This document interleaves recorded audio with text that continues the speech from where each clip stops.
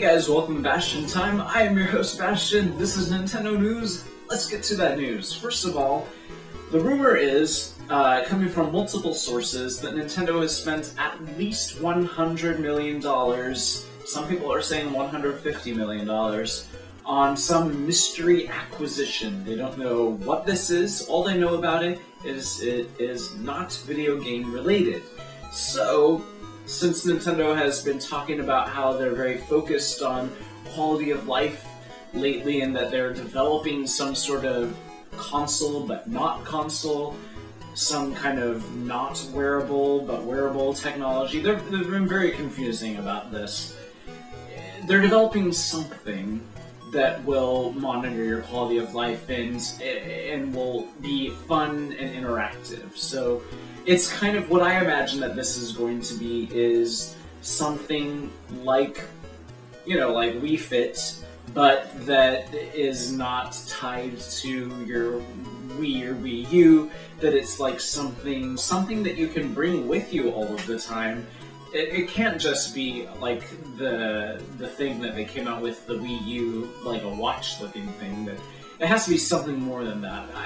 We'll have to wait and see. But whatever it was, it cost them in acquisition costs over $100 million. So they'll probably talk about it at E3, I'm assuming. Especially considering they have recently said that this quality of life product that they're developing will release next financial year. So it won't be until like at least March or something, basically a year from now. So maybe we won't hear about it at E3 actually, now that I'm thinking about the timeline. Maybe they'll just kind of briefly talk about it, but we won't actually see the physical thing or see any, trailers or videos of what this is. They might just talk about it in general terms. We'll have to wait and see. Mini Mario Orchestra is an amazing YouTube channel. I thought it was called The Streamed Gamer or something like that, though. I guess it goes by two names. But anyways, it's this one guy who recreates various Nintendo songs, and he does an awesome job at it, orchestrating them and making them very, very nice sounding.